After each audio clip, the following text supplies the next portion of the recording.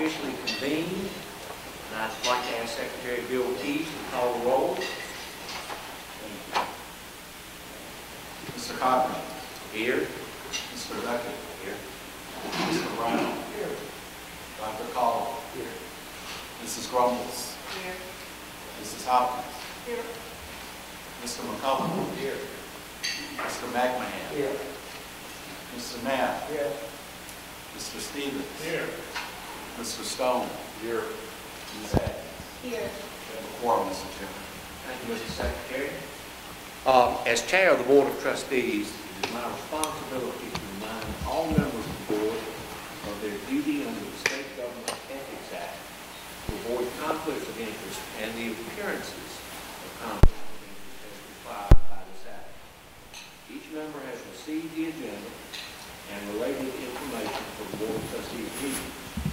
If any board member knows of any conflict of interest or the appearance of a conflict of interest with respect to any matter coming before the Board of Trustees at this meeting, the conflict or appearance of conflict should be identified at this time. Obviously a point of emphasis. Then we will now move to the approval of the consent agenda. Having already read the materials listed under the consent agenda, is there any item that needs to be moved to the discussion portion of either the open or closed session agendas? If not, I would entertain a motion to approve all the items listed below, the minutes of the September 2017 meeting, ratification of the mail ballots dated November 1st and November 9th. Do I have a motion? Second. Is there any further discussion on the motion? If not, all in favor? Aye. Any opposed?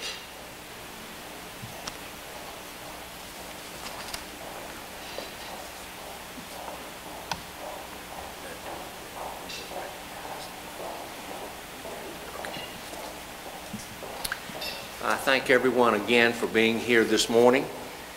We certainly appreciate the time and efforts from the trustees, administrators, and presenters alike that went into a full slate of meetings and events yesterday, including the open session in the morning and our committee meetings in the afternoon. This is a working board, and that certainly showed yesterday. Our featured presentation this morning will cover leveraging emerging technologies for media and education.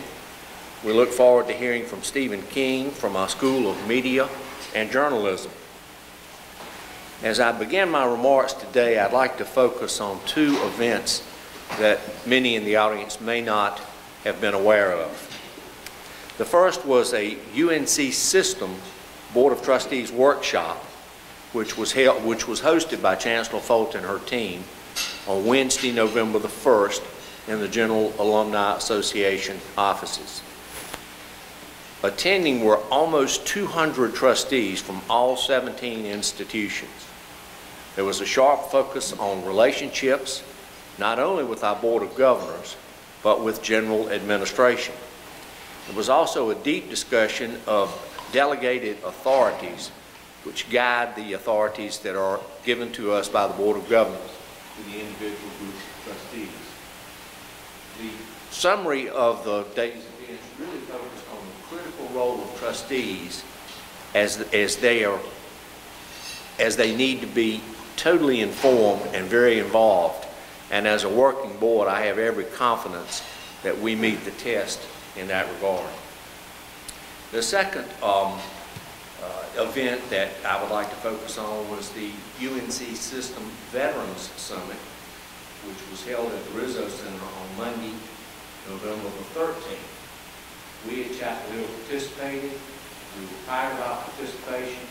This was a true examination and celebration of our system and its support of our military and our veterans, and was also a celebration of our institution's support for our military and veterans. We focused on the development of CORE, our online learning opportunity for military and veterans and for non-traditional students. We focused on the recently opened Veterans Research Center, and we're able to thank our legislators in attendance, and one or two who were not, particularly Speaker Tim Moore, who was instrumental in providing support for the Veterans Resource Center. We also focused on the Veterans Clinic in our law school, which helps many veterans get the benefits that they deserve under the GI Bill. It's my pleasure to tell you that this campus is totally committed to these efforts. Starts with Chancellor Folt, extends through her team. She gets great support from Margaret Spellings and the Board of Governors in these very important endeavors, and I think you'll see this become an annual tradition as we continue to try to do more for such a group that's done so much for us. I'd now like to move to the Devi Awards dinner, which took place 2 nights ago. We had a wonderful dinner to honor this year's 4 recipients of the William Richardson Devi Award. It is the highest honor that this board can bestow for extraordinary service to our university and to our society. And we were pleased to recognize 4 outstanding alumni who have made a profound impact on the vitality of our university. The honorees were Alston Gardner of Chapel Hill, who made his name in the technical business industry and has been involved with Carolina in so many ways, including service as vice chair and a 2-term member of this board. He also has been a member of the Chancellor's Innovation Circle, the Kenan-Flagler Business School Board of Visitors, and has chaired the university's Global Advisory Board that helped lead the effort to build the FedEx Global Education Center. We also honored Sheldon Peck of Boston, a retired professor of developmental biology at Harvard University's School of Dental Medicine, who joined his wife Lena to support the Akron Art Museum with its largest gift ever of $25 million, including 134 original Dutch and Flemish drawings, among which there were 7 Rembrandts. We also honored Sally Shuping Russell, also of Chapel Hill, a senior advisor with BlackRock's Private Equity Partners Group, whose devotion to Carolina has included serving as secretary and a 2-term member of this board. She now chairs the board guiding the Carolina Research Ventures Fund, which drives investments that commercialize or develop technology from the inventions of our faculty and staff. 4th, we honored John Townsend of Greenwich, Connecticut, now retired as a senior advisor with Tiger Management Corporation after 30+ years in investment management and banking. His leadership roles at Carolina have included serving on the Board of Trustees and now chairing For All Kind, the Campaign for Carolina, to which he and his wife, Maury, committed $50 million to benefit multiple campus causes. Truly a transformative gift. I'd like to thank everyone who helped make Tuesday night's dinner a great event for the Board of Trustees and for the university. I especially want to acknowledge Trustees Caldwell, Duckett, Grumbles, and Stone for their help in presenting the awards. 4th on my list of things to discuss with you this morning is our fundraising campaign launch. And I feel certain that Carol will have additional comments on it, but setting the table, I'd like to point out that we now understand the critical role that private giving plays in advancing excellence at Carolina. And I want to praise the outstanding work that went into the public launch of For All Kind, the Campaign for Carolina, last month. The entire weekend of events was an enormous success, and we're so proud of Chancellor Folt, her senior leadership team, Vice Chancellor David Ruth, and the entire development staff. Now I'd like to comment, if I may, on the public session that we hosted yesterday. First of all, we sincerely appreciate the input of all who participated in our open forum. As I said then, and will say again, our Chancellor and her administration felt very strongly that the board should participate fully in this very important session, and we did. We listened and we heard. We heard many thoughts and many options suggested by our 28 speakers. We also heard much passion, much emotion, together with many very personal experiences which reinforce our opposition to white supremacy and racism in all forms. Many may see this as the beginning of a new process, but it is actually the continuation of a board process which began more than 4.5 years ago when this board considered the renaming of Saunders Hall. That process was inclusive, thoughtful, and deliberative, and was built on listening and gathering as much relevant information and thought from each and all of our constituencies. We will do that again in this particular situation over an appropriate period of time. The Saunders Hall process led the board on a 1.5-year journey and to the decision to rename the building and to pass resolutions supporting our very involved work with the Chancellor's historic task force to contextualize Mccall Place and the entire campus, and we continue to do that. That process, while similar in nature and in complexity, is different from the current process because under our shared governance structure, we, our institution, had then the ultimate authority to make a final decision. This current situation is different because of delegated authority issues and current state laws. These are the facts. We live with them. But we will not stop considering all legal options available. We are supportive of and committed to working with our Chancellor and her administration to develop the very best possible solution available to us. Thank you. That concludes my remarks. Elizabeth? Thank you. So before I start my remarks today, I have some incredible student leaders who are here with us today who I'd love for you to meet. So if you could just stand up whenever I call your name. Alec DeRuza, who serves as the Vice President of the Undergraduate Student Government. Ben Albert, Treasurer of the Undergraduate Student Government. And then I have 3 Executive Assistants to the Student Body President here. Aomi Oshikoya, Jake Morgan, and Chastity Fair. And I also have Megan Raisley, who's our Environmental Affairs Co-Chair.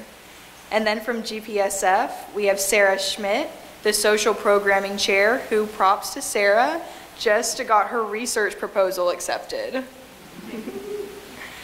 So going into the undergraduate student government updates, we worked hard gearing up student voter turnout for the municipal election. We hosted town halls, coffee with the mayor events, and we worked with GPSF to achieve the 2nd highest student voter turnout rate ever. Our affordability task force has put together a textbook pledge, which is a pledge for professors to sign and show their commitment to affordable textbook options for students. We're fleshing out the Campus Free Speech Act by the Board of Governors to ensure that students are knowledgeable about these changes and their rights. We are closing out the red zone period, which is the period from the beginning of the semester to Thanksgiving break where the most sexual assaults happen on a college campus. We have several programming events, including one coming up called Disturbing the Culture, which discusses the rape culture on campus. And we are hosting the Chiron Lecture, which is a lecture for an outstanding professor who is nominated by students. It's an opportunity for them to speak as if it was their last lecture ever. What would they want to talk about? So that's it for the undergraduate updates. And I just wanted to talk a bit about the Joint Council, which has undergraduate and graduate and professional students together making decisions and representing the student body as a whole. We came together to write a joint statement regarding DACA, and we also passed a new student constitution to ensure that graduate and undergraduate rights are protected and that everyone has equal access to the student body president and the Board of Trustees seat. So for the graduate student updates, graduate and professional students across the campus are mobilizing to urge Congress to protect higher education by removing the repeal of Section 117D in the House version of the Tax Cuts and Jobs Act, and by removing the excise tax on private endowments in the Senate version of the bill. The GPSF Senate organized an ad hoc committee that authored a memo to GAPS with a summary of the bills, contact information for legislatures, and talking points and statistics so that students could make informed, data-driven arguments. The GPSF presented on the split from the undergraduate student government to the Graduate Education Advisory Board. And graduate students from across the university are working on a document that collects university policies from across the campus so that graduate and professional students better understand what their obligations are to the university, and in turn, what protections are offered by the university. That document is currently under review by the GPSF Senate and will move forward to the faculty and graduate school. Those are my remarks. Thank you, Elizabeth. Chancellor? Thank you.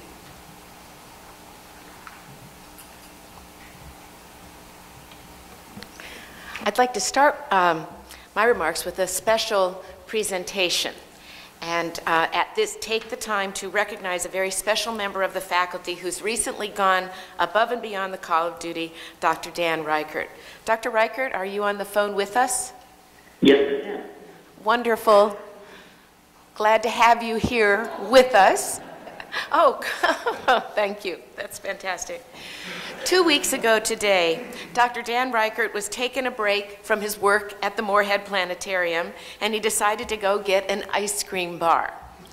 He saw that someone had started a fire at the base of the Devi poplar tree, and without regard for his own safety, and knowing as a camper that he had seen fires before, he immediately tried to extinguish the flames.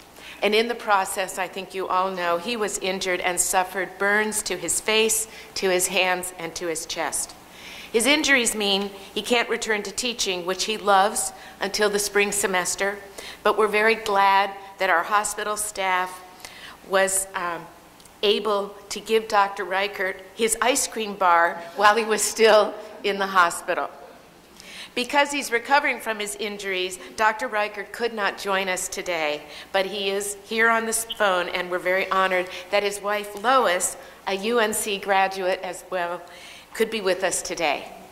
We're here today to express our heartfelt gratitude for his actions and his inspiration in all events after that explosion, and we want to wish him a speedy recovery.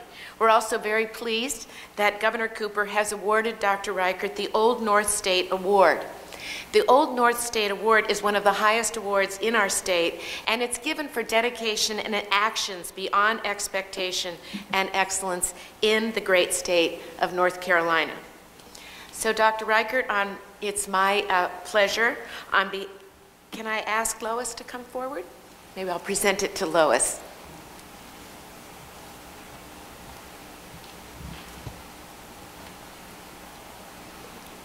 Thank you. On behalf of Governor Cooper and with my and the Board of Trustees' sincerest appreciation, we present to you the Old North State Award. Thank you for all that you do, and please give him our special thanks for all that he has done. We're so honored to be able to have him be part of our faculty. Thank you very much.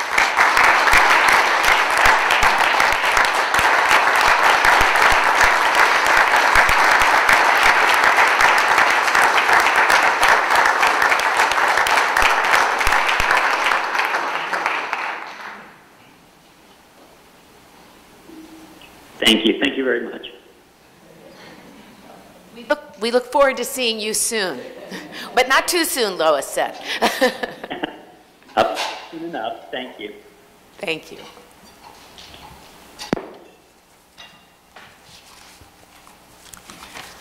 I'd like to start my comments also talking about the board, the public listening session yesterday. So yesterday, the board, as you all know, held a public listening session on the issue of Silent Sam. This was a very important continuation in the board and the campus conversation that started, as you heard, when I had asked the board to consider issues around what was, or many people had asked the board to consider issues around what was then Saunders Hall, and the board themselves led a very important process more than 3 years ago. I want to thank everyone who attended the session yesterday. The room was really packed, and I thank members of the press who also chose to attend and give this critical issue the attention that it demands. I especially want to thank the 28 speakers, and in particular our students, because I think it took courage. They spoke with candor, with heartfelt and deep emotions. Many expressed deep pain and fear of what the Confederate monument represents to them. Based on everything we know, there is no question that the monument was erected during a period when white supremacy, bigotry, and racism were a strong message, and that was conveyed publicly by those who supported the symbolism of the artifact and spoke at its dedication. As I have been hearing, and as the board heard so powerfully yesterday, the symbolism is frightening, it's raw, it's painful to our students and other members of the community every day. They've been saying for years that they love the university, but that they feel the presence of Silent Sam, especially in such a prominent front door location, is a betrayal of values of inclusivity and welcome that we espouse for our community. We must accept this reality if we are truly to confront the issue. When I convened the History Task Force following the board's decision to rename Saunders Hall Carolina Hall, I knew, we all knew, that the process of contextualizing our history would put us on a path that would literally bring us face to face with the age-old conundrum of what to do with Silent Sam. One of the things we heard yesterday was a very sincere wish by many to relocate the monument. And we've been hearing that and so many good ideas and expect to have many more to come in the coming weeks. I'd like to reiterate that if I had the authority in the interest of public safety, I would remove the monument to a safer location on our campus where we could preserve, protect, and teach from it. What I heard yesterday only reinforced that belief. I also do understand the frustration that people want action right now, but we're going to continue to follow the process that Chairman Cochran and I have been referring to. The board understands the urgency and the need to explore all options, and I know we're going to continue to hear many other great ideas, and I will want to consider those too. I want to close by thanking Chair Cochran and the board members for their unwavering commitment to continue these conversations with our community. I will say this is an extraordinary board of trustees, and I do believe that their commitment to being out in our community, listening to our community, empathizing with our community is extraordinary, and I look forward to continue to work with them on even the most complex and difficult issues, as well as trying to move the university forward in all the aspirational and exciting dreams that we have ahead.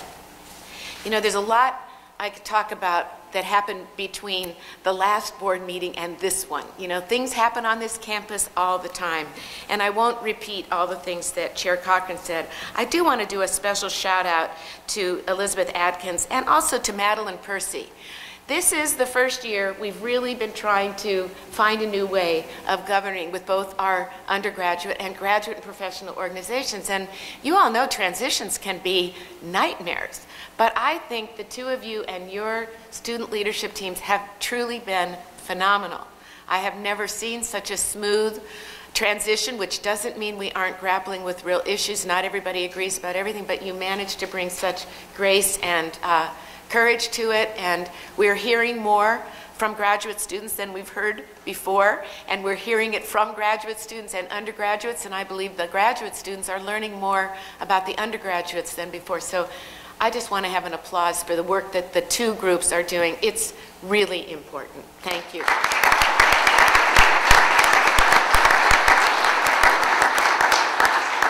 Madeline, I know you're back there, so thank you. You heard a couple of the updates of exciting things that we're trying to do. I do want to express that the History Task Force, which we had an update from yesterday, is working, as I tell them, they're the hardest working people that hold 2 other complete full-time jobs before they even take on that one. It is an amazing committee, and I had the very moving experience of attending Jim Leludis's history course, History 398, which is an undergraduate seminar in history, and they're looking at slavery in the university. They're uncovering and doing very important work in the archives, and it was a truly wonderful experience, Jim. I loved going there, and I was so impressed with the students, and I know we're going to be hearing a lot more as the History Task Force proceeds. I'm also very excited that Amy Hertel, who is a member of the task force, is now fully functioning, even having all IT access as my chief of staff. Amy, could we just have you stand and greet you again in your new role?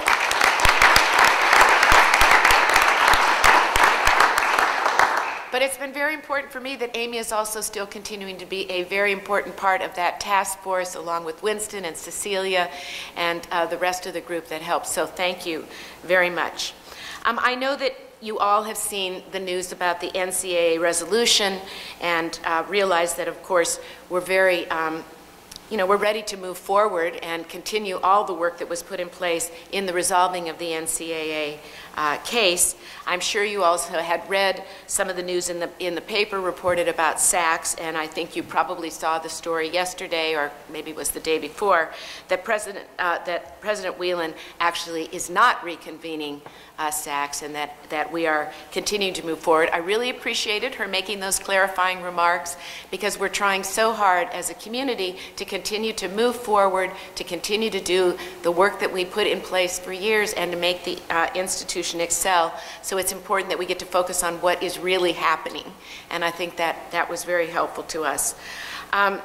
We will continue to post anything on the Carolina Commitment website, and I'm very grateful to our people in public relations for having made that website and really pushing forward. There's more information there than you would ever find in most universities. We post everything that we possibly can, and so if you ever have questions, you can always go there and check out all the work that's being done to ensure the academic and athletic integrity of our programs.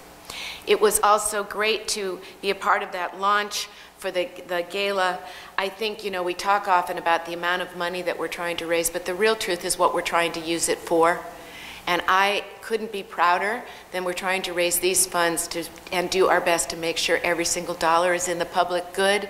It includes a $1 billion campaign to raise student scholarships at all levels, professional, undergraduate, graduate students, advising programs.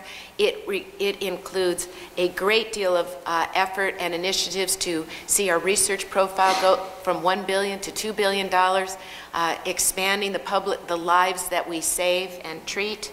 It has enormous capacity to change the arts on campus. It reaches into every single department in every single school on campus. So it's a lot to do, but it shares that common theme of being in the public good and in an innovative and advanced looking way, and I'm very, very proud of that. We had a launch in New York City. We've got launches coming up across the country. What's been particularly exciting about those, and I think David and his team, and every one of them, we've really been strongly including students and faculty. They've been, of course, they're part of all the work is really for students and faculty, but they're there to help speak about it, talk about what the impacts are, and there'll be many more opportunities ahead. We're also participating in conversations about higher education.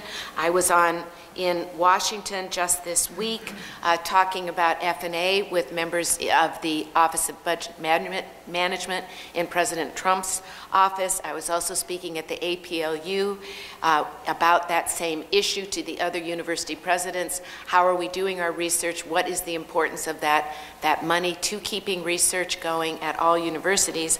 And I was very privileged to give a presentation to the Board of Governors about the importance of financial aid and how it not only creates opportunities, it really accelerates success and graduation. And it is, in our opinion, one of the most important aspects of what we do. One thing I shared with them that I think was maybe worth sharing here too, was that we talk frequently, and I love to talk about our Carolina Covenant program, our Chancellor Science Scholars, all of our particular programs are programs like the Morehead Cane and the Robertson, but I believe it's 2 to 3 times the number of dollars that we put into any of the low-income programs actually go to middle-income students. And it is important to realize that this financial aid is really for everybody to make sure people can attend with being able to graduate without fear of not being able to pay the price. And I think it's very important to see that. We also had a series of announcements last week about our international task force, and I just want to mention that we did our campaign the last couple of days to get people to do passports, and I think it's all because of my tweets, but in any case, we got almost 400 people to get new passports or renew passports just over the last couple of days, which was fantastic. And I think we just were ranked the 17th highest, is that true, Ron? School for sending our students overseas, and that is usually dominated by private institutions. So it's a really wonderful chance that we're trying to emphasize for our students that you're global citizens. So come here, go anywhere is so important, and we're very excited about that. We inducted 165 new members into Phi Beta Kappa this week, and that, as you know, is an incredible accomplishment. It is day in and day out work.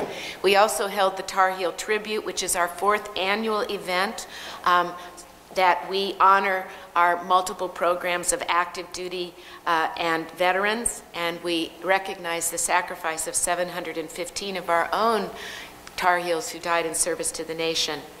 I think you heard a bit more about that from Chairman Cochran, and we're very excited about it, but I did want to say that this year, UNC has its largest incoming class of military-affiliated students ever, and we're very proud of that. I will spare you what I want to tell you, which is every single thing in the arts that's been happening on campus in the last 6 weeks, but it would take way too long. There is so much happening, but just be sure that you go by and check out the front of the Ackland, at least for one great idea, one great example. We have a wonderful new installation there by Patrick Doherty. More than 280 of his monumental works are found around the globe, and you might like to know that he is a double Tar Heel, and we love that new exhibit. It's part of our move to have arts everywhere. We also launched the bikes, and I've been seeing the bikes all over the place. You know, I think the whole point Brad would like to make is that we want to have so much need that we need to get more of them. So go out, register, ride them around, and we will get more of those bikes. And by the way, you can't even fall over on them, because I rode it in high heels and a dress, and I could stay pretty stable. So they're very safe, our bikes. Well, you know, I think the last announcement I want to make is one I think is really interesting for people when we talk about higher ed. Governor Cooper just named Fuad Abdelhalik, who is, as you all know, our Dean of the School of Education, to the Governor's Commission on Access to Sound Basic Education. This is really important. We're a public university. We care deeply about education in the state, and he's going to be one of the leaders in that commission. We're really excited about that. That commission is going to focus on how North Carolina meets duties to provide a sound and basic education to all students, because we all know that the universities depend on a pipeline of wonderful, ready, and capable students. And so I'm really proud of that. And Terry Magnuson, who directs our research opportunity, was elected to the 2018 VP and 2019 President of the Genetics Society of America. That is another big international platform, and very important for our institution, also for the work that it supports. And on the national and international stage, I know that we were all smiling when Shailene Flanagan, class of 2005, was the first American woman to win the New York City Marathon this year in 40 years. And I wanted to mention, you probably know that story, but her victory followed a debilitating lower back injury. She is a person with incredible spirit. She believes anything is possible, and I think in that way it was, again, such a pleasure. Hopefully we'll be able to bring her back here one day and be able to recognize her in person. So now it's my privilege to introduce the Dean of our award-winning, illustrious School of Media and Journalism, Susan King, who will introduce Stephen King, Assistant Professor of Interactive and Multimedia in the school, and the head, to talk about the Emerging Technology Lab together with at least a couple students. Okay, thank you, Susan. Thank you very much. And you should know I got my passport renewed yesterday. Yes, great. I was online with all the students. Was it my tweet that got you there? What's that? Was it my tweet? Oh, yeah. We're very local. We're one of the best turnouts our students going through, so I'm very proud of that as well. But for the record, as we journalists say, Elizabeth Atkins is one of our students, and we're very proud to have her as leader here in the school. She's in our public relations department. So it's a big day for us, and for the record, Stephen King is not related to me. I wish he was, but he is not. So the question is, particularly this year, what is a journalist at this time in our society? The business is changing completely. Everything has been disrupted. What is a journalist? A journalist is someone who's engaged in a community, who wants to really engage the public, informing them, challenging them, helping to raise the debate in our democracy. It's something a journalist cannot not do. That is Stephen King. But Stephen King is something else as well. He is a tinkerer. He is an innovator. He is an inventor. And that's part of what you're going to see today. Journalism, you have to be part of that. And then when he came here, he also saw himself building as a professor, then registered journalist, and he got a master's degree out of England. Not much journalism, computer science. So he's been doing all the work on this frontier of inventing what will be journalism that will engage our public even deeper and more important. And that's been going on for the last decade in places like Stanford, Columbia, where they've been moving with the journalism school and engineering departments and computer science.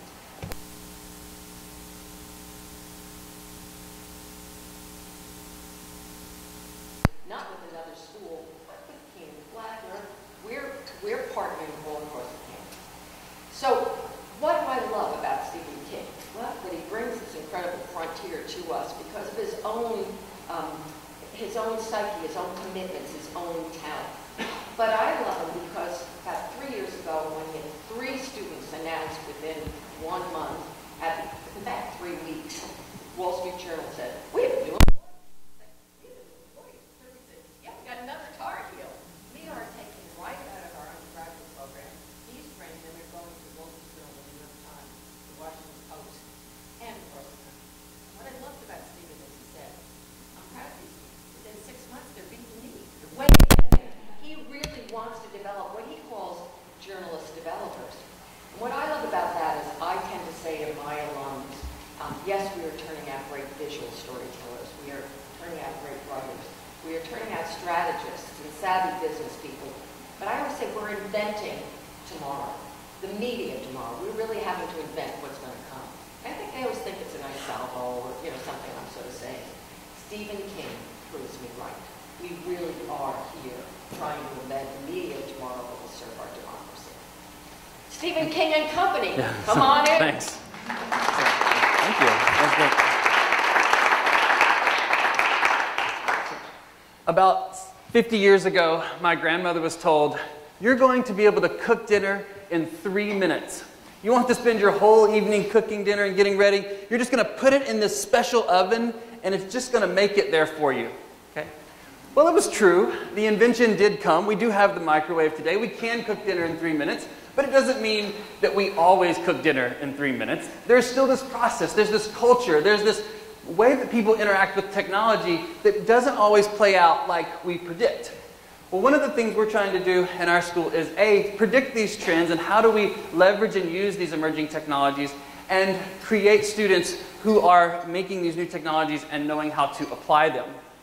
So we work on both the left side of the brain and the right side of the brain. The creative part, the storytelling, the bringing across that narrative, and at the same time the logical and the coding and all the things that it takes to bring these things together. So we are problem solvers using storytelling with technology, which gives us a lot of fun and we get to play with a lot of toys and do a lot of things.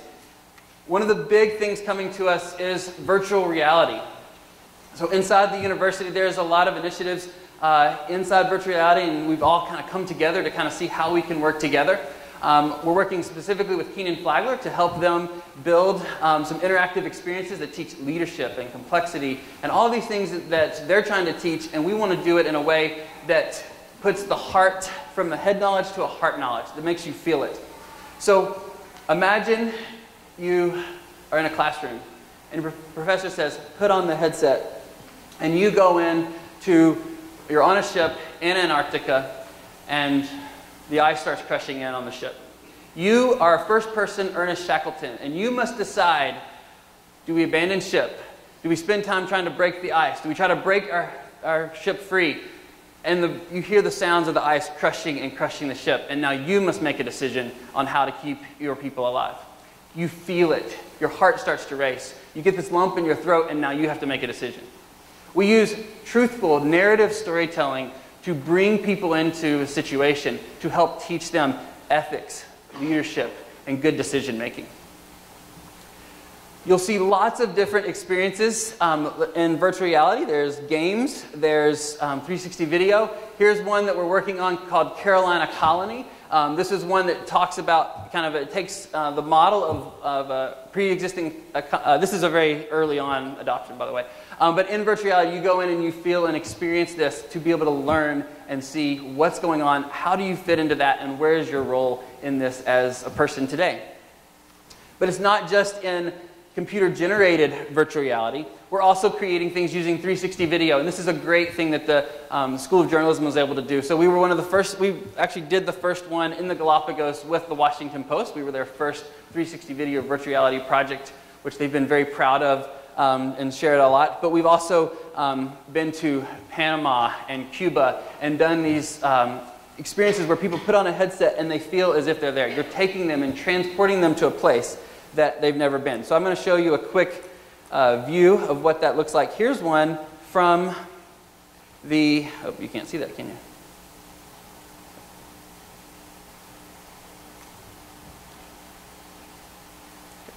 Here is one in the Galapagos where you're swimming with a sea lion, and he comes up. Imagine this in the headset, and you're able to kind of interact and feel as if you're in this cove with this little sea lion that plays with you. So we're able to take people to a place they've never been, teleport them, and let them experience things they've never experienced.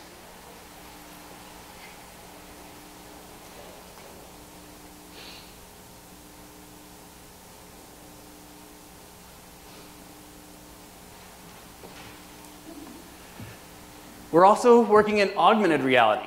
This is where we add contextual information into it. So we built an app inside the journalism school that works for a lot of different places. When you put on this is the HoloLens. This is a development version from Microsoft. And so when I have this on, I can see circles around people's faces. I can select and see a bubble with their name and their title. If I want to select again, I'm able to see their LinkedIn profile. So imagine the power that gives you, Carol, if now everyone you see can, you know their name and you can walk up and shake their hand knowing who they work for and what they do. That's a very powerful superpower that we can give you.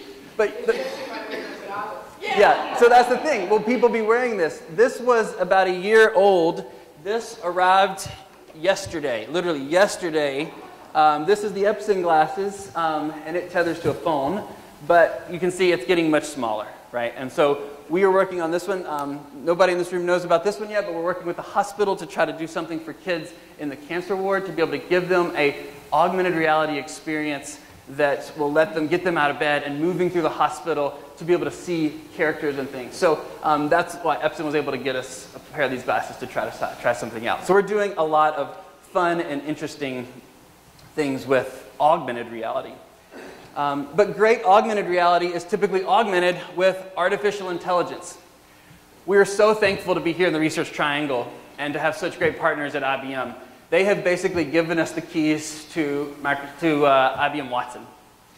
We are working directly with their CTO of Watson to create the next version of storytelling. We're creating AI journalists. We have a journalist that we're partnering with a local media company here in North Carolina to basically allow where people can text in, use Amazon Echo, and talk and ask questions, and it will answer questions, not just what is the weather or what's the news, but actually say, what happened in this particular location, or why is that police car over there? And this artificial intelligent engine will be able to answer those questions for them. We also bring those into the classroom, so making us better professors. We're using chatbots in my class, so I'm going to show you a little quick example.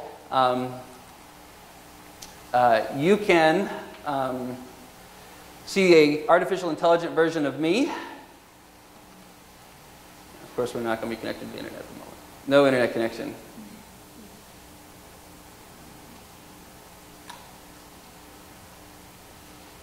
All right, you're just going to have to trust me. So students can write in and say questions like simple things that professors really don't enjoy answering is, do we have class tomorrow? It will look at the syllabus, tell them exactly if they have class tomorrow, and then give them a copy of the syllabus and say, hey, it's right here. But we can also, the other day I was teaching about countable infinity, which is a complex topic, and a lot of students had questions about it. They can write into the chat bot, and it actually delivers them a video to a specific spot in that video that explains it maybe a little bit better than I could do it in the classroom. So we're leveraging all of these new emerging technologies, both in storytelling as well as in our teaching. Artificial intelligence is really going to change the way business moves. It's going to change the way media moves. It's going to change the way education moves. And I think it's something I wanted to show a little demo of what we can do. So here is a technology called Crystal Knows. This is a public technology. But basically, it uses social media information to tell you about an individual. It's an algorithm that's running on the social media information. So it says, Stephen is a skilled communicator with the ability to distill big ideas down into actions, but probably has a tendency to take on too much responsibility at once. That is so true. I told my wife that. I said, look at this. She just said, frame it and put it in your office because that is exactly who you are. And remember that, right? It's a helpful thing. But just to show you if there's any great value here, I thought we might pull up someone else in the room. So we have Joel. Joel, are you here? So let's see what we have from Joel here. Can you put another face on Joel? Yeah. Today is Joel Curran's birthday as well. Oh. So our algorithm will tell us that. So that's great. But we run this. It has a 70% confidence in our AI here. It says Joel is decisive, creative influencer, forward-thinking, ambitious, spontaneous, with a natural aversion to rigid structure. All right. So where is he? So is that true?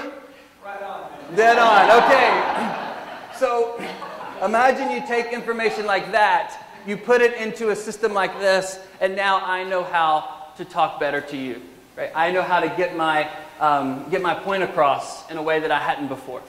I know a better way to communicate. I know a better way to do business. Right? So being able to leverage all of this artificial intelligence for both learning and future technologies, it's a fun place to be playing. So we are problem solvers. And some of the problems we get to solve are a lot of fun to work with.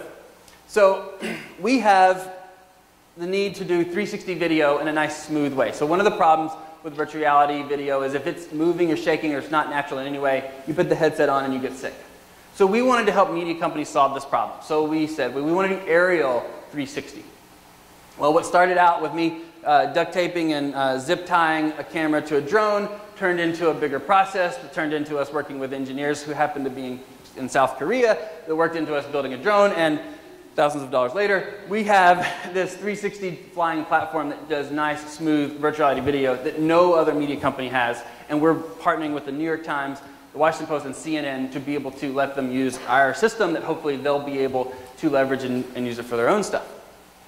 That also led us to another problem that we were trying to solve, which was doing it on the ground, which is where we get to this robot. So Madison is going to be our reporter, and we have this robot called Lucille. So Madison, come on out and join us. What's the robot's name? Lucille.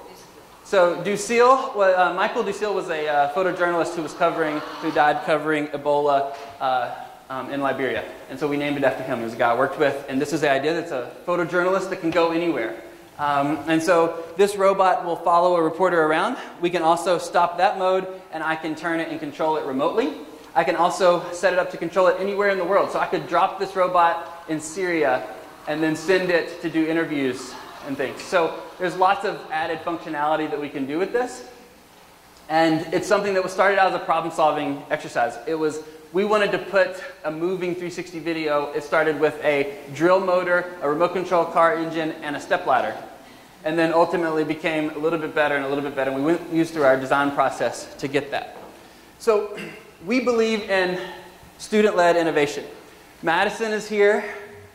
Madison's one of our students who has been working in my lab and been in lots of my classes. And I wanted her to tell a little bit about who she is and what she got to do this summer. Hello, I'm Madison. I'm a senior at UNC. I think that was the most nerve-wracking thing I've had to do in a long time. And if you told me as freshman version of me that I would be graduating from UNC with a degree in first off journalism, but then interactive multimedia, I'd probably look at me and say, what in the world is that? And the explanation I would give is that it's the future of storytelling. Newsrooms nowadays don't just have, they do have reporters and photographers, but they also now have coders. And I think that with the innovative programs that the journalism school has, it's really set me apart from a lot of different journalists. And it's given me the opportunity to intern at somewhere like NBC, where I wasn't really focusing as much on reporting, but I was working on the interactives for the stories, the engaging content that keeps people there. And those real life experiences were amazing for me, and I was getting to code things for national news that they were on the websites for months at a time. And I think that really had a big impact on what I am doing now, and because that was the now. And I know in this world, if you're not thinking about the future, you're already behind. And with the Emerging Technologies Lab, I've really gotten that chance to think about the future with VR, AR, and AI. So in my Emerging Technologies class, she was part of a team that tried to take on the topic of police violence, And the group of 4 or 5 students started trying to talk through some of these ethical issues. And they came up with this idea to do a first-person experience about what a traffic stop was like. And they learned a lot in the field through this project. So can you tell us a little bit about that? Yes.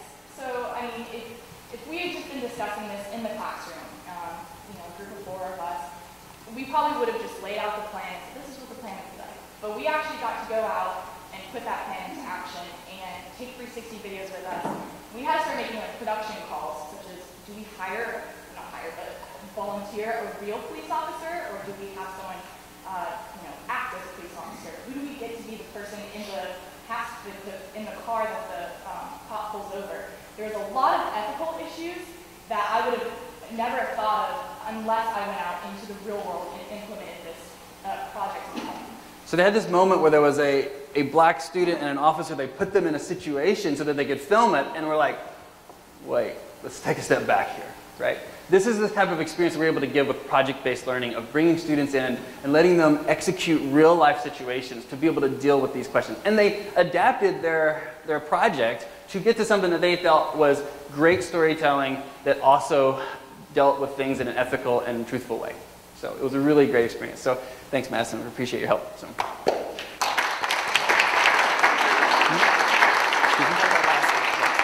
Madison Walls, she's a senior, and hopefully she'll have a great job coming out of here. We believe in combinations to create power. That means technologies and bringing all these technologies together, but it also means in bringing partners. So we work with government partners, our university partners, corporate partners, media partners, federal grants. We're working in lots of different ways to get some of these technologies built. And it takes a lot of work of working together. Internally, I thought you'd like to know, we work with Morehead Planetarium, and if you think about what is VR, it's working in a sphere. Morehead Planetarium has been creating content like this for years. So we have this expert on campus who actually knows and understands how to do fully immersive experiences. A really exciting thing we're working on with UNC Global, and part of the Capital campaign, is to be able to take students to places that they couldn't go otherwise. And so being able to let them put on a virtual reality headset and be transported to another place, and we're working with UNC Global on that. We're also about to launch the First Look app, which works with, it's targeting towards middle school and high school students in North Carolina to give them a sense of what college could be like so that they can see what our campus and other campuses are like, so that hopefully they'll get a vision for how they fit into that. And then I'm also working with Kenan-Flagler to create the next level of interactive, how do we tell stories, how do we teach business in a new and exciting way, and hopefully that will impact and change how we do higher education. So we're working in a lot of places, doing a lot of things, all about technology and storytelling narrative together. And so I wanted to give you guys the opportunity to ask questions. You can ask questions of our students or me, so it's open to you guys. Well, I've got a question. First of all, this is just absolutely stunning. And I want to, Susan, I think, introduced you beautifully to say all those great things, but an innovator, you know, a creator, and you're also a teacher. And it was just the way my brain works. Is there any way you can copyright this? Because I think the applications are amazing for education. Yeah, so whether it's, you know, all the applications. well, yeah, I think there's some like technologies that we're coming out with that we're working with Judith Cohn's office to be able to like make these available to other people. And part of it is a commitment, right? Like I work with students and it's about, how do we find the best experience that serves the students and serves the industry? And those two actually go really well together. And so if I get too focused on just what I want to do and what new project I want to work on, then I'm neglecting the teaching. And if I'm too focused on teaching, I'm not giving them what they need to serve the industry. And so I think it's more of a mentality than it is like an answer or a technology. Well, you said you're making this available to the New York Times, CNN, maybe one of the news outlets. You just give it to them? So the way we typically work is it starts with, hey, let's work on a partnership together. Let's do this together. They might fund the expenses of that and that kind of thing. And then hopefully they see the value in that. And then, like, for example, this robot, we're hoping that they're going to actually buy and purchase the next version of the robot. So this is generation 1. Hopefully they'll buy the second and third ones out there. So, yeah. Mr. Tuckett. You talk about this, and I'm from Winston-Salem, and I know School of the Arts is deeply into VR. Is there any collaboration between schools within the system? There is. For this, and if so, can you maybe tell me a little bit about it? Because I know that's something that they're really focused on, which is surprising for, you would think, for School of the Arts, but they're deeply enmeshed. They are, and they are probably set up better than anybody else across the state to do this. We working directly with their film school that has the big VR grant and initiative. The Ernest Shackleton story I told you about, they're providing the director and the production. One of their classes is probably going to be the one to produce the actual 360 filming in a green screen studio, because they have this huge sound studio that we're going to turn into a big green screen studio and do motion tracking. So yes, we are working directly with them, and it's been great to have a partner so close that I can just get them, an hour away, and we're able to do some of the things that would take this typically only done in California. Carol? I've got a question for Madison. So I loved your story talking to your entering self from your senior self's perspective. That's fantastic. Can you just tell us a little bit more though? Okay, so you came here and now you're doing coding. Yeah. We're thinking a lot about that. How do we help students that aren't able to find their own path to that? So can you tell us just a little bit more about how your path? Yeah, I'll start off by saying I'm a true believer that one day high school is going to have to require a class in computer science. We use devices all the time, yet we don't know how they work. It's going to be a second language one day. But I think that when I came in, I was very interested in multimedia, and photography, and videography. So when I entered beginning multimedia, I kind of like, what? We're coding? I thought it was video and photo. And once I got exposed to that left and right brain thing, that is so me. I want to solve problems, but I want to be able to use my creativity to do so. It was like a perfect match. And I think that what maybe prevents some students from exploring coding and that kind of thing is the intimidation factor of it. And I think that once you get past the fact that the world of coding is changing every hour. And once you get past the fact that everyone is trying to keep up and trying to learn at the same time, then that's what is going to propel you into doing it and not prevent you from doing it. And so I think that starting off in beginning multimedia was a good start for me, because it really exposed me to both the coding side of it, but then also showing what I can do and create with it, which is really what made me interested in continuing. Just a quick question for you, sort of a funny follow-up, but do you think it's more effective, if people are afraid, they think they're going to fail, they might not take it because they think their grades would suffer. Do you think we'd be better off creating a number of short-term introductory courses that people could get excited about it, or trying to get them to do the full, I mean, or do you have a thought about how that might work? I would say that grades would be an intimidation factor. I would say I took my very first computer science class that was outside the journalism school this year as a senior.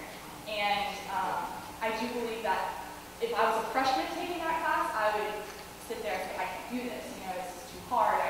It's my first year in a college class. I can't get a bad grade. As a senior, I had confidence more. But I think there's plenty of online programs as well that you can code along with. And no one's grading those. And I know we have that great source of Linda.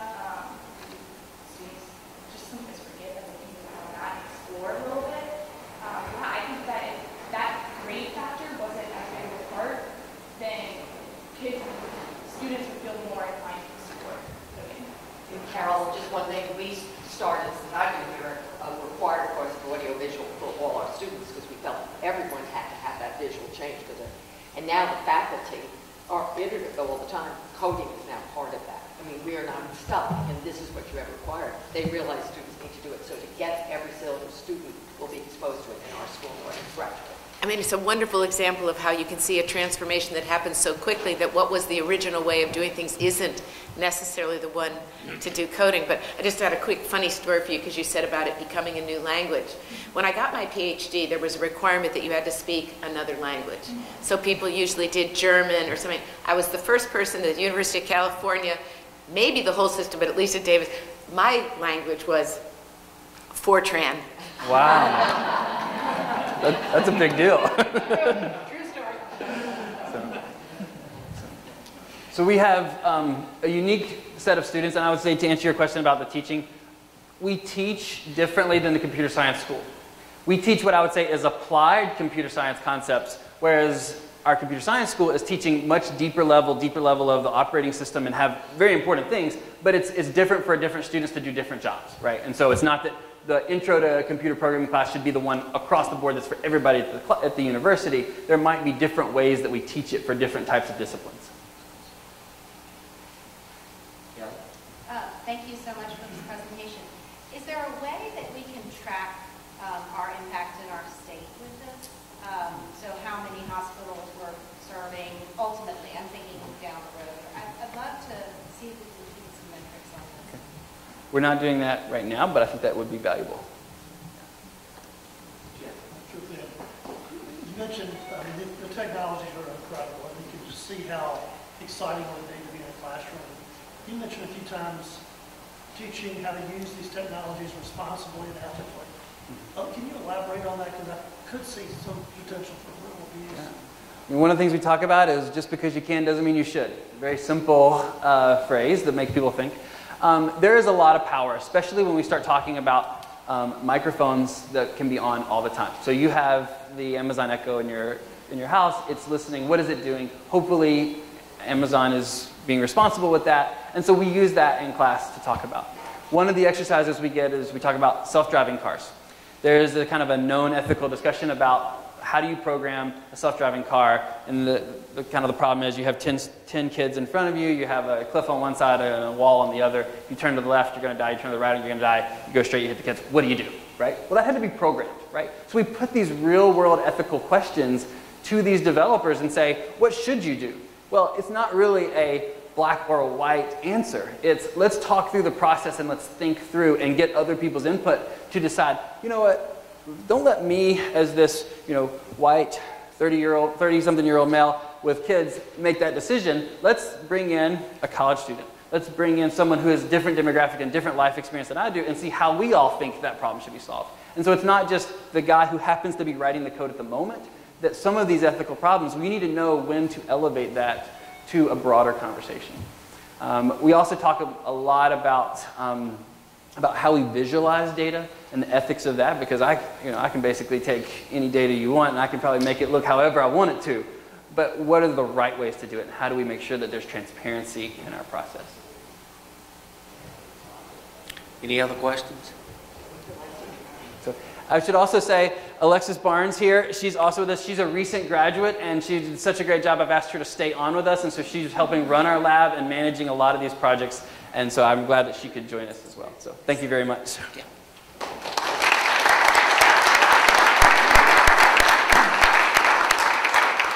I'm going to say, as long as we have Alexis here, will you take a second and tell us your story? We'd love to hear how you came through your path, too.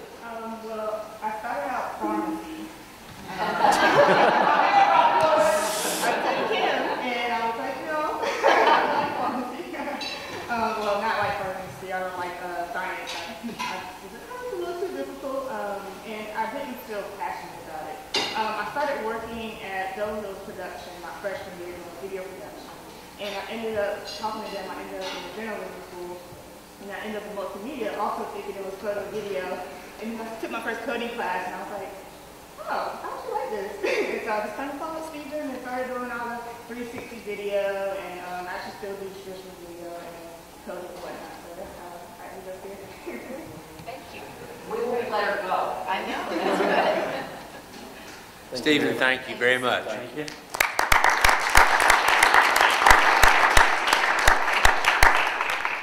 I think we're all back and ready. At this point, we would ask Secretary Bill Keys to give his report on the External Relations Committee meeting yesterday. Thank you, Mr. Chairman. Thank you. Wonderful meeting yesterday with a couple of great reports and a great presentation. The first great report was from Vice Chancellor Clayton Summers, who talked to us about the federal tax legislation that's being discussed in Washington. He updated us on the status of certain provisions that are important to higher education. Secondly, we had Vice Chancellor Joel Curran talk to us about recent communications activity, and he has especially discussed his team's handling of the release of the findings by the NCAA and the factors that enabled his team to be able to respond as quickly as they did. He talked about the eagerly anticipated launch of the university's website, which we expect to go live in January, and he also discussed the features that will make the new website an improvement over the existing one. He surprised us with the revelation that the release of the letter from Sachs generated 2 times the number of engagements that our national championship generated in April. And then he also, we also had a discussion of how you assess the impact of a lot of the engagements that we have from our social media activity. After he completed his communications report, Joel introduced us to the local and campus leaders of Habitat for Humanity. Jennifer Player, a 2001 alumna of UNC, is the Associate Executive Director of Habitat of Orange County, and Sarah Renfro is the co-chair for UNC Habitat. Sarah's a senior majoring in environmental studies in the School of Public Health. She told us that the campus chapter was established in 1992 and has raised more than $350,000 and built 45 homes since then. UNC Habitat also averages about 400 volunteers each year, and these volunteers are student, faculty, and staff. The campus chapter raised $32,000 last academic year through 2 fundraisers, one which is an auction and the other which is a sleep-in the pit. Jennifer told us that Habitat of Orange County works primarily in the North Side neighborhood, excuse me, the North Side neighborhood, and in the Phoenix Place neighborhood, where they applied a build-a-block strategy and built 11 homes that are together. The Habitat volunteers do the work of about 12 full-time employees. We thank the Habitat representatives for the valuable work that they are doing for people in the community, and also we thank them for representing the university so well outside of our campus walls. We have 2, that's pretty much the extent of what we did in our meeting yesterday, Mr. Chairman, and we have 2 items for closed session. Okay. Thank you, Trustee Keys. Trustee Stone, would you walk us through your report, please? Sure.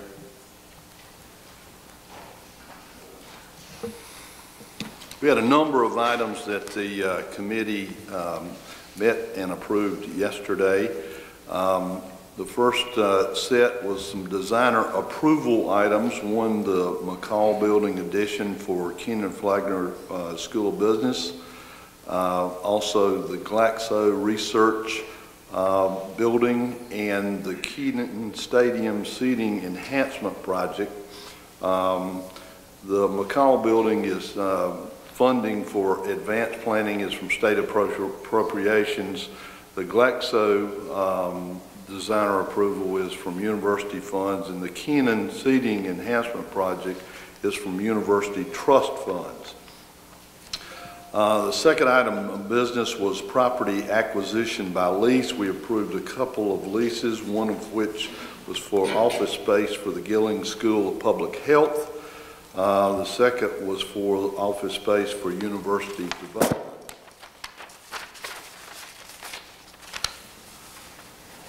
We also had a discussion and approval for two demolition projects. One was for the old barn at University Lake, and the second was for the Corey Natatorium office addition, which will provide a broadcast center addition required by the new ACC network and media contracts.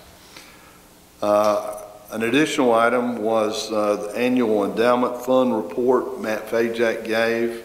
The UNC Investment Fund has recorded a significant increase in its market value. Approximately $82 million was distributed from the endowment fund for spending in 2017. And for fiscal year 2018, a 2.1 increase in the annual distribution rate has been authorized by the Chapel Hill Foundation Investment Fund Board. I'll get to Horace Williams later. We also had, for information only, a discussion of big data and predictive analytics in athletics by Scott Jackson and Rick Steinbacher. Four primary goals there were to enhance relationships with current members of the Carolina community, grow the Carolina community, increase ticket sales and revenue, and increase Rams Club membership and Rams Club donations. We had a great development report from David Ruth, Vice Chancellor for Development, on new cash and commitments for year to date. He and his staff continue to do a great job there. We also had a report from Jonathan King, CEO of UNC Management Company, with regards to the UNC Investment Fund performance update, which year to date is in excess of 12%. We had a discussion from Anna Wu with regards to the UNC Healthcare Surgical Tower and its new location.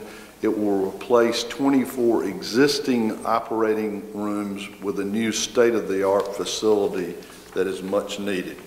Construction on the initial stage of that building is scheduled to begin in June, and anticipated completion date of August of 2021.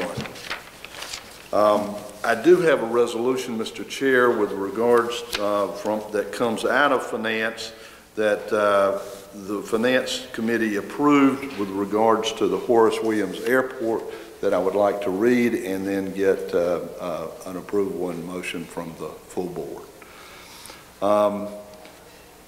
Proposed Board of Trustees resolution concerning Horace Williams Airport. Whereas Chancellor James Meeser announced in 2002 that the University of North Carolina at Chapel Hill had carefully considered a variety of scenarios regarding the future of the Horace Williams Airport and determined that closure is in the best interest of both the university and the community. And whereas the Board of Trustees of the university, through a resolution dated May 26, 2005, recommended the closure of the university's Horace Williams Airport and further recommended that the airport remain open until construction of the university's Carolina North property was ready to begin. And whereas the continued operation of the airport is resulting in significant annual financial operating losses for the university, and whereas for the airport to remain open, the university expects to invest in excess of $1 million in the near future for runway repairs, and whereas the university has operated the airport with no formal relationship to any university operations since 2011, when the medical air operations of the university's Area Health Education Centers, AHEC, relocated to the Raleigh-Durham International Airport, and whereas the Board of Trustees wishes to affirm the portion of the 2005 resolution concerning the recommendation to close the airport, but wishes to modify the recommended timing of the closure. Now therefore be it resolved that the Board of Trustees recommends that the university proceed with the closure of Horace Williams Airport without any condition precedent relating to the development of the Carolina North property. That is the resolution. Thank you. And that is in the form of a motion. Do we have a second to that motion? Second. Do we have any discussion? If not, all in favor, please say aye. Aye. Any opposed? Thank you. Thank you. That is the report. Thank you, Chair. Okay. Trustee Duffy, report of the University Affairs. Thank you, Mr. Chair. Yesterday in University Affairs, we started the meeting with Dwayne Pinckney giving a detailed report on tuition and fees recommendations for the Board of Trustees to send up to the Board of Governors for final approval. He explained the breakout of how the various committees and task forces work to review the proposals and recommendations for the final approval. This whole process is lengthy yet thorough and meets the objective quite well, and especially with shared governance at the university, which we fully support. This covers campus-based tuition, student fees, and school-based tuition increases. Dwayne covered all the fundamentals of all the increases from both campus-based and school-based increases that we're bringing forward to the board. The committee approved it, and I will bring it forth right now as a motion from the University Affairs Committee that we approve to take up to the Board of Governors the tuition and fees increases. So that's a motion. We have a motion from the committee. Do we have a second? Second. Any further discussion? All in favor, please say aye. Aye. Any opposed? Motion carries. Then Provost Bob Blumen gave the provost update and covered ideas related of his to where he sees his priorities for the provost's office going forward. One of Bob's top priorities is putting together the implementation and ideas to be advanced within the strategic framework, and this covers the investment of both people and funding for this initiative, and it's a very vital initiative for this university. Priority 2 included the university budget as well as the new budget model and understanding the implementation of both efficiency priorities and other service-related needs. I think we're very fortunate to have Bob in this role, and I look forward to this implementation and of his vision. Steve Farmer also gave our initial admissions update for the year. He spoke about early action applications, which are up 6% year over year into yet another all-time high here at Carolina. He also covered some important points about the new class that enrolled this past August, which included 5,064 total students, 82% of which are North Carolina residents. 4,355 are first-year students, and 709 are transfers. Some important points that I do think are worth paying attention to is that 13% of this total were either first or second in their high school class. 75% scored 1,300 plus on the SAT. Importantly, 20% are first-generation students at this university, which I think is wonderful. 47% get some form of need-based aid, and 14% are Carolina Covenant scholars, which we all know how important that is to this university. 7% of the admissions are military affiliated, and 3% this year are global, which is important. 2% are American Indian, 16% are Asian American, 10% are Black or African American, and 9% are Hispanic or Latino. The diversity of age in this class, I think, is very interesting. As Steve pointed out, it as low as 17, and the highest age of the newest student at Chapel Hill is 76. And that is a 1959 high school graduate that waited 55 years to pursue a degree. I think that's pretty cool. Steve covered what these students expect of us, and that's important, and 75% of these students responded. And what they want is a broad range of ideas, perspectives, and visions different from their own. I think that's important. They want to be challenged. Then Jim Laludis, Amy Hertel, Winston Crisp, and Cecilia Moore gave the History Taskforce update for November. Jim covered the progress on moving forward with the work on McCall Place. This includes not only the repair of the Unsung Founders Memorial Project ongoing, but also the planned contextualization of the indigenous people, the Unsung Founders Monument itself, and the Confederate Monument. Jim covered the landscape plan coming together to repair and protect the Unsung Founders Memorial. He also showed models of potential designs for the markers we will eventually place there for the contextualization of McCall Place. This might include Bluetooth beacons that invite you to learn more about the extensive online cloud-based environment application that tells the full and complete history of this space and place, which fits the Board of Trustees resolutions of 2015. We are making progress on this. It may not make some people happy with the pace, but they're being very thorough, and I trust Jim and his group as solidly as possible.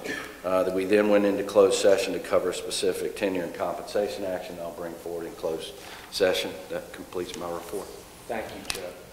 Before we ask you for a report from your strategic framework committee, I believe Trustee Stone wants to make a motion covering 4 items. Thank you, Mr. Chair. I aired previously, I needed to get before the full board approval for the 3 designer approvals, the 2 property acquisitions by lease, the 2 items of demolition, and the annual endowment fund report. We already approved the Horace Williams Airport recommendations. All those come in the form of a motion. We have a motion from the committee. Do we have a second? Do we have any discussion? If not, all in favor, please say aye. Aye. Unanimously approved. Thank you, Lloyd. Julia? Thank you. Our committee, which is brand new, we of course started with the blueprint for next. And you'll see that all of our work and our focus will be in supporting blueprint for next. In the past, I mean, this is simply stated, you would have a great idea, I mean, a really terrific idea, and generally it would go to funding. What we want to do is introduce a process between a great idea and actual funding, implementation, and execution. So thanks to Provost Bluen, he presented to us yesterday a terrific plan for this process. And this process will then be, I'll talk a little bit about that, but what the process will do, it will give all of our deans, all of our faculty, our researchers, and students a plan. So they've got a great idea, they've got to sort of work the steps of the plan before we go to actual funding. And if you think about it, we're doing this for lots of reasons. The obvious is to support Blueprint for Next, and make sure that their ideas and their initiatives are aligned with Blueprint for Next, but it also enhances the probability of success. So Bob spent a lot of time talking about this process, and we think it's been well thought out, it's very thorough, and it's also very doable. It also is a process that will vet the programs. Are they feasible? Do they have the right leadership in place? Do they have the right team in place? Will it have impact? What are the metrics we need to measure it? And it's not just measuring money or certain outcomes. Reputation is also a very important thing that we'll consider. And again, it will always will ask the question, does it align with the Blueprint for Next? And I'll just remind everybody, the two main themes of Blueprint for Next are of the public and for the public, and then innovation made fundamental. So this process is all about implementation and execution and how our university can enhance, support, and fund ideas for impact. So what I want to give you now is a sense of the importance of Blueprint for Next. And we're going to be looking at areas like, and I think these are campus-wide, is there alignment with the capital campaign? Is there alignment with the new budget model? Is there alignment with the master plan? And is there alignment with the Board of Governors strategic plan, which is called Higher Expectations? So when we look at initiatives like Extend Carolina, Arts Everywhere, Carolina Whole Health, we're going to be asking a whole series of questions. The other thing that I think would be helpful for the committee is to take, I think, a great example that's already pretty far down the road. It's called The Edge. And The Edge is what we're calling a $1 billion fundraising initiative to really address affordability and accessibility. Clearly that aligns with of the public and for the public.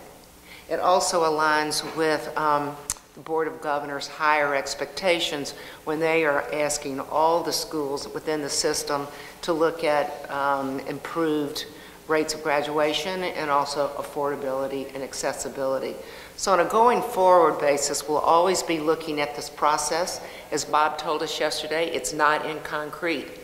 It's flexible. It's going to be tweaked. It will be changed to make sure it's really helping our deans, our faculty, and our researchers take their idea and get to implementation and execution and, of course, funding.